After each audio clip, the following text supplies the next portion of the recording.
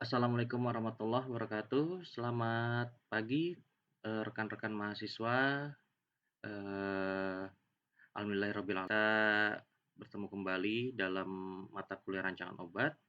Untuk mata kuliah hari ini saya akan coba memberikan pemaparan melalui penjelasan secara, presentasi dan video seperti ini, sehingga diharapkan, ada pernyataan-pernyataan yang bisa teman-teman, note untuk dijadikan pemahaman yang mendasar. Oke, baiklah untuk materi kali ini kita akan melanjutkan, yaitu tentang langkah-langkah yang dapat kita lakukan dalam, suatu perancangan obat. Di sini kalau misalkan kita melihat dari pendapat ahli, dari Ariens, dinyatakan bahwa dalam merancang yang pertama adalah mencari senyawa penuntun, yang kedua dilakukannya modifikasi molekul, yang ketiga dilakukannya perancangan bentuk farmasetis atau bentuk sediaannya, yang keempat dilakukan perancangan aturan dosisnya, dan yang terakhir adalah evaluasi klinisnya. Itu menurut Ariens, beda lagi dengan menurut pendapat ahli lainnya. Baiklah, kita akan masuk materi pertama dalam langkah-langkah perancangan obat adalah mencari senyawa penuntun. Pada pertemuan ke-1 atau kedua saya pernah memberikan tugas kepada mahasiswa untuk menjabarkan dari suatu bagan atau proses mulai dari dia mencari senyawa penuntun sampai akhirnya diuji pasar. Kenapa saya memberikan tugas tersebut? Karena saya ingin memberikan gambaran bahwa pencarian senyawa penuntun atau yang sering saya sebut dengan lead compound merupakan suatu pangkal tolak dalam kita melakukan modifikasi molekul. Lalu apa sih yang dimaksud dengan senyawa penuntun? Senyawa penuntun adalah senyawa yang dapat menimbulkan aktivitas biologis.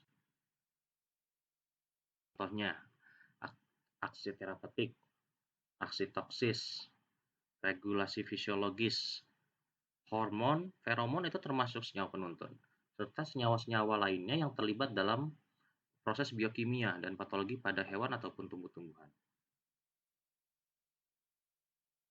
Melakukan pencarian senyawa penuntun yang akan kita kembangkan untuk selanjutnya dijadikan obat baru atau kita lakukan modifikasi molekul, ada beberapa pendekatan yang dapat peneliti atau kita lakukan. Di sini ada 9 pendekatan dan kita akan bahas satu persatu. Yang pertama adalah penapisan acak senyawa bahan alam. Yang kedua adalah penemuan secara kebetulan. Yang ketiga berupa hasil uji metabolit obat. Yang keempat merupakan studi biomolekul. Yang kelima adalah studi perbandingan biokimia. Dan selanjutnya sampai penapisan hasil sintesis kimia. Kita akan bahas satu persatu. Dalam melakukan pencarian senyawa penuntun, yang pertama kita bisa melakukannya dengan melalui cara penapisan acak senyawa bahan alam, yang sering kita sebut sebagai penelitian obat tradisional. Teman-teman pasti sudah mendapatkan mata kuliah farmakognosi ataupun fitokimia. Itulah merupakan salah satu bentuk nyata bagaimana kita melakukan penapisan, kita melakukan ekstraksi, kita melakukan isolasi dari senyawa aktif atau senyawa yang diduga berpotensi menghasilkan efek terapeutik dari suatu tumbuh-tumbuhan atau bahan alam. Kita ketahui bahwa saat ini sudah banyak digunakan ekstrak dari suatu sumber tanaman ataupun ternyata mereka menghasilkan efek yang cukup baik, maka penelitian tentang obat tradisional sampai sekarang masih terus dikembangkan. Jadi tidak berhenti. Mandono bahwa di seluruh dunia terdapat kurang lebih 600.000 jenis tumbuhan. 10% yang telah diteliti secara kimia dan farmakologi dan memberikan efek terapeutik. Dengan jumlah obat yang sangat besar ini, yang berpotensi sebagai obat, namun penelitian masih sangat minim, ini akan menjadi suatu kesempatan baru dalam suatu penelitian, pencarian, dan menemukan obat baru yang berasal dari bahan alam. Lalu apa sih yang dimaksud dengan penapisan acak secara bahan alam? Penemuan senyawa produk pada bahan alam pada umumnya dilakukan dengan penapisan secara massal dari bahan alam. Diisolasi dan dimurnikan senyawa yang terkandung, lalu selanjutnya ditentukan struktur kimianya. Setelah kita mengetahuinya, kita uji. Kita uji dengan uji biologis dengan metode yang sesuai, baik melalui in vitro, in situ, in vivo, sehingga didapatkan senyawa penuntun. Nah, senyawa penuntun yang kita dapatkan tersebut bisa kita kembangkan lebih lanjut melalui modifikasi molekul sehingga didapatkan turunan-turunan senyawanya dengan aktivitas yang tentunya kita inginkan. Saya berikan ada 3 contoh. Antikoagulan yang berasal dari tanaman sweet clover high. Senyawa aktifnya dan diidentifikasi struktur molekulnya, ternyata dalam senyawa sweet clover high tersebut mengandung senyawa aktif yang dinamakan sebagai dikumarol atau bis-hidroksikumarin. Lalu dari rol ternyata senyawa tersebut dapat menghambat sintesis protombin dan proses pembekuan darah. Senyawa penuntun dan dilakukan modifikasi molekul untuk mendapatkan senyawa antikoagulan baru yang berkhasiat seperti kumarin sebagai antagonis spesifik terhadap vitamin K. Vitamin K tentunya mempunyai struktur yang mirip dengan 4-hidroksikumarin, sehingga turunannya dapat dikembangkan menjadi antikoagulan yang poten. Contohnya, 2-hidroksikokain dari tanaman koka yang dikembangkan turunannya melalui modifikasi molekul sebagai anestesi lokal yang lebih poten. Jadi dari kokain yang ditemukan dari tanaman tersebut dilakukan modifikasi molekul mendapatkan senyawa anestesi lokal yang lebih poten, contohnya benzokain ataupun prokain.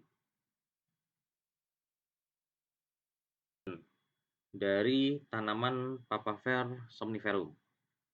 Yang selanjutnya dikembangkan turunannya melalui modifikasi molekul sebagai analgesik narkotik yang lebih poten, seperti asetilmorfin, dihidromorfin, di mana turunannya tersebut memiliki efek kecanduan yang lebih rendah, seperti turunan meperidin dan metadon, atau bahkan turunan dari morfin bisa dikembangkan menjadi senyawa anti batuk yang poten, seperti kodein, dionin. Ketika kita melakukan suatu modifikasi molekul, kita bisa mendapatkan turunan-turunan senyawa tersebut dengan efek-efek yang lebih baik atau efek-efek terapeutik yang berbeda dengan senyawa penuntun awalnya. Semi-sintetik atau obat yang dikembangkan dari produk bahan alam umumnya menimbulkan efek samping yang lebih rendah kalau kita bandingkan dengan obat yang berupa sintesis murni. Dan biasanya pula obat-obatan semi-sintetik yang berasal dari bahan alam, obat-obatan tersebut mempunyai indeks yang lebih lebar atau luas, sehingga penentuan kita bisa lebih aman gitu. Jadi banyak sekali produk-produk alam atau obat-obatan yang berasal dari bahan alam dan telah diketahui aktivitas farmakologisnya. Dari sini nyawa produk bahan alam tersebut teman-teman bisa kembangkan menjadi turunannya sehingga mendapatkan efek aktivitas yang lebih tinggi ataupun efek dosis yang lebih rendah, efek samping yang minimal dan sebagainya. Ketika teman-teman ingin fokuskan apa yang kira-kira teman ingin dapatkan. Dalam pencarian senyawa penuntun dapat dilakukan atau dapat kadang beberapa obatnya. Di sini saya berikan beberapa contoh. Ada pada tahun 1886 di sini dikatakan Chan dan Hep tidak sengaja dia memberikan resep yang salah. Jadi seharusnya dia memberikan naftalen untuk pengobatan parasit usus. Tetapi beliau keliru, ternyata memberikan acetanilid yang ternyata mempunyai efek antipiretik. Nah, karena proses kebetulan ini, sekarang acetanilid tidak digunakan lagi sebagai antipiretik karena menimbulkan toksisitas yang tinggi. Meskipun demikian, acetanilid merupakan bahan dasar pengembangan obat antipiretik lain yang banyak digunakan sampai saat ini. Contohnya, acetaminophen. Kita familiar sekali ya dengan acetaminophen. Acetaminophen tersebut ternyata adalah turunan dari acetanilid. Acetanilid yang tadinya dia memberikan antipiretik dengan toksisitas yang tinggi, dikembangkanlah senyawa turunannya, modifikasi molekul menjadi senyawa acetaminophen dengan efek toksisitas yang lebih rendah. Contoh lagi, pada tahun 1952, Fleming dia menemukan penisilin yang secara kebetulan karena adanya kotoran atau pengotoran jamur pada media bakteri. Ternyata penisilin memberikan penemuan ini memacu lebih lanjut pengembangan turunan penisilin yang sampai saat ini banyak digunakan sebagai antibiotik seperti ampicillin, amoxicillin, dicloxacillin. Jadi, penisilin itu awalnya ditemukan secara kebetulan dan ternyata banyak turunan-turunan penisilin. Jadi, kadang-kadang kalau kita suatu pengembangan obat baru yang digunakan melawan suatu penyakit atau diindikasikan untuk penyakit tertentu, secara tak terduga, secara kebetulan, didapatkan bahwa senyawa tersebut juga ternyata berguna untuk pengobatan penyakit lainnya. Jadi yang awalnya untuk indikasi A, ternyata dia memberikan eh, efek terapeutik sebagai indikasi B. Kita sudah membahas dua, ada yang berupa penapisan secara acak, senyawa bahan alam, yang kedua penemuan secara kebetulan, lalu kita lanjutkan mencari senyawa penuntun melalui hasil uji metabolit obat. Ya. Jadi menimbulkan aktivitas setelah mengalami proses metabolisme. Di minggu kemarin saya sudah memberikan tugas kepada rekan-rekan mahasiswa untuk membahas satu bagian terkait aktivitas biologis obat ketika dia berada dalam tubuh. Salah satunya juga adanya proses metabolisme.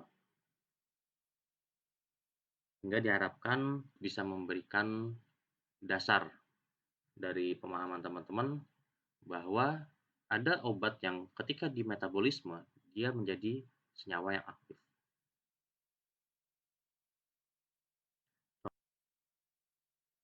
Progrum direduksi menjadi sulfanilamid yang berkhasiat antibakteri.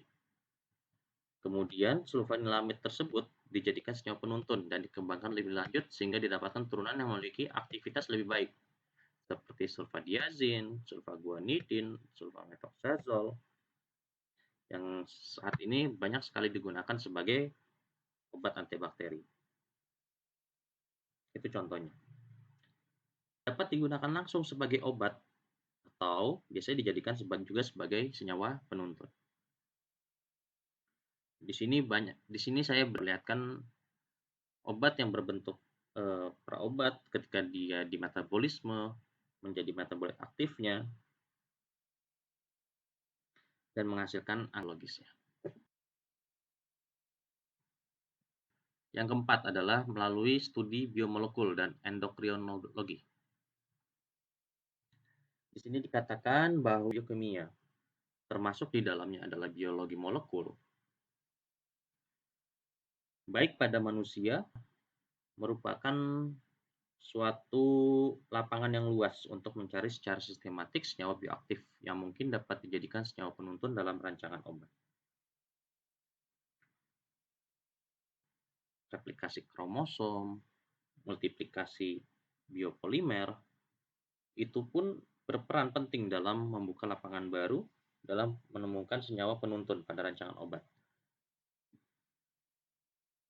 Jadi kita kasih DNA, transkripsi informasi genetik dari DNA, lalu translasi protein pada ribosom, itu semuanya memberikan perhatian khusus karena ternyata banyak senyawa aktif yang dapat mempengaruhi biosintesis tersebut atau biomolekul tersebut. Jadi levelnya sudah masuk ke dalam sel-sel. Bekerja sebagai anti kanker dengan menghambat proses replikasi dan transkripsi DNA melalui interaksi interkalasi dengan pasangan basa pada double helix DNA-nya. Jadi sudah mainnya ke biomolekul. Dan ini harus lagi. Ketika teman-teman mencoba mencari senyawa penuntun atau mengembangkan senyawa penuntun dari suatu studi biomolekul. Senyawa antara pada proses metabolisme dan biokatalis, contohnya hormon, vitamin, senyawa-senyawa neurotransmitter yang dihasilkan oleh tubuh kita, itu merupakan senyawa bioaktif. Ya, senyawa bioaktif yang dapat dijadikan titik tolak juga untuk melakukan modifikasi molekul. Baik itu untuk pengembangan senyawa analog, baik sebagai parametabolit, ataupun sebagai pengembangan senyawa antagonis spesifik. Contohnya antimetabolit, antivitamin, ataupun senyawa litik. Jadi studi biomolekul ataupun endokrinologi ini sangat luas dan sangat-sangat dalam dan merupakan ilmu yang menarik ketika teman-teman mempelajarinya lebih lanjut. Karena levelnya sudah masuk ke dalam yang spesifik, DNA, RNA, senyawa-senyawa hormon, itu sangat menarik sekali. Ketika teman-teman melakukan pendekatan pencarian senyawa obat baru melalui studi biomolekul. Biokimia. Di sini dikasih perbandingan proses biokimia menjadi penting karena dapat membantu untuk melihat adanya perbedaan proses biokimia antar spesies. Maksudnya seperti apa sih? Jabarkan bahwa saya berikan satu contoh, adanya turunan penisilin dapat mempengaruhi sintesis mukokan untuk pembentukan dinding sel bakteri. Namun, hal tersebut tidak terjadi pada manusia atau hewan. Kenapa? Karena ada perbedaan proses biokimia antara sel bakteri dan sel manusia atau hewan. Sehingga turunan penisilin ini hanya mempengaruhi sel bakteri tersebut. Ini yang dikatakan sebagai studi perbandingan biokimia. Perbandingan biokimia, kita akan melihat suatu aksi yang selektif pada spesies tertentu mungkin didapat dengan mengembang atau tidak ada aktivitasnya pada spesies yang lain. Ya, jadi pencarian senyawa penuntun melalui analisa mekanisme aksi senyawa yang multipoten. Apa sih yang dimaksud senyawa multipoten? Senyawa multipoten adalah senyawa yang mempunyai kemampuan untuk menyebabkan dua atau lebih tipe aktivitas yang berbeda melalui mekanisme yang berbeda pula dan berbeda pula tipe reseptornya. Tapi dalam satu senyawa. Sehingga senyawa tersebut dikatakan sebagai senyawa multipoten. Diduga bahwa struktur obat yang multipoten tersebut melibatkan sifat kimia tertentu. Atau biasanya salah satu dari komponen gugus obat tersebut menyebabkan satu aktivitas, sedangkan gugus yang lainnya itu menimbulkan aktivitas yang berbeda. Dia memberikan efek poten yang berbeda, lebih dari satu macam. Sehingga hal ini tentunya penting untuk kita pelajari dalam suatu usaha pencarian senyawa penuntun yang baru. Di sini contohnya saya berikan senyawa katekolamin. Katekolamin tersebut ternyata dia merupakan suatu senyawa multipoten. Dia memberikan dua efek. Yang pertama, dia adrenergic alpha. Yang kedua, dia memberikan efek sebagai beta adrenergic. Aktivitas alfa adrenergik pula bahwa dikatakan di sini bahwa obat yang menghasilkan efek samping tertentu dapat pula dianggap sebagai suatu senyawa yang multipoten. Kenapa? Ketika efek samping tersebut dianggap sebagai suatu hal yang terpisah dari aktivitas obat yang semestinya, dan efek samping tersebut memberikan mekanisme aksi yang spesifik, maka senyawa tersebut bisa dikatakan sebagai senyawa multipoten. Juga seperti yang tadi disampaikan, bisa didapat obat.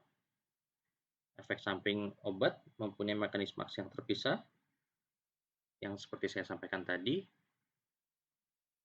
di mana pada banyak obat bahwa efek samping dipandang sebagai efek yang tidak diinginkan karena mempengaruhi kesehatan individunya.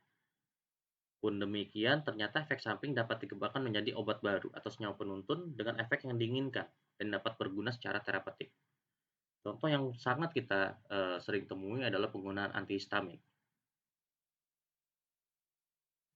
Antihistamin yang menimbulkan efek samping, dan ternyata efek samping tersebut bisa kita kembangkan menjadi senyawa penuntun.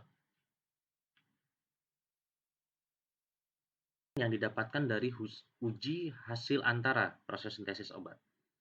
Jadi dalam proses sintesis obat, ketika senyawa A direaksikan dengan senyawa B untuk mendapatkan suatu produk akhir, biasanya dia menghasilkan senyawa antara, produk C. Antara lain, senyawa antara tersebut mengandung gugus tertentu yang mirip atau sama dengan produk akhir dan memberikan aktivitas. Sehingga apa? Sehingga senyawa antara ini dapat dikembangkan menjadi sebagai senyawa penuntun. Ini ada proses sintesis sulfametizol. Ketika sulfametizol ditemukan senyawa antara berupa turunan thiosemikarbazon yang ternyata pada uji biologis berhasil sebagai anti-TBC. Dan lain-lain yang teman-teman bisa.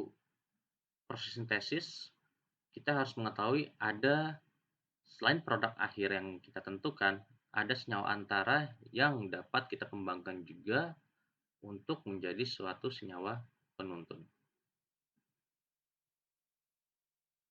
Pencarian senyawa penuntun kita dilakukan dengan merancang struktur kimia baru dan penapisan aktivitas biologisnya. Dasar rancangan ini, seperti saya tuliskan di sini, adalah melakukan suatu sintesis senyawa secara kimia murni. Kemudian dilakukan penapisan aktivitas biologis secara acak, dengan harapan beberapa di antaranya mungkin menunjukkan aktivitas yang berguna. Ini yang pada saat pertemuan awal kita sering sebut cara yang dilakukan secara coba-coba, trial error, dan tentunya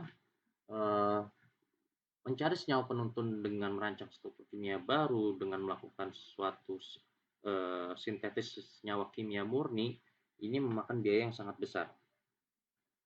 Dan senyawa yang menunjukkan aktivitas tertentu selanjutnya dikembangkan menjadi senyawa penuntun.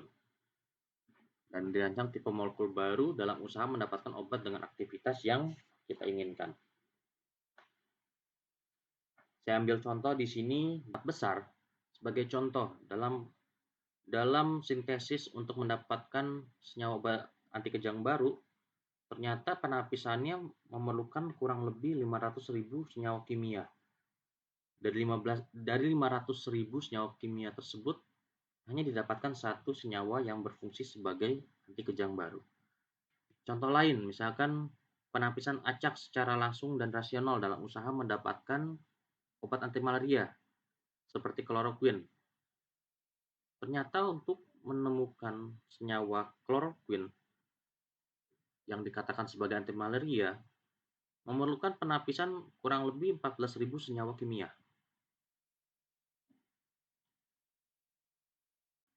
Untuk pertemuan kita hari ini tentang senyawa penuntun, saya cukupkan sampai di sini. Selanjutnya kita akan berbicara tentang materi modifikasi molekul. Jadi, Seperti yang awal saya sampaikan bahwa dalam proses, eee, perancangan obat atau langkah-langkah dalam menentukan, obat baru, pengembangan obat, tolak ukurnya atau pangkal ukur pertama yang harus kita lakukan adalah mencari senyawa penuntunnya. Baiklah, semoga apa yang saya sampaikan bisa dipahami dan tentunya ini hanya dasar dan teman-teman semua rekan-rekan mahasiswa diharapkan aktif untuk mencari dari sumber-sumber referensi lainnya, sehingga memperkaya pengetahuan teman-teman, berkaitan dengan, mata kuliah rancangan obat. Akhir kata, saya tutup, wabillahi taufik wal hidayah. Wassalamualaikum warahmatullahi wabarakatuh.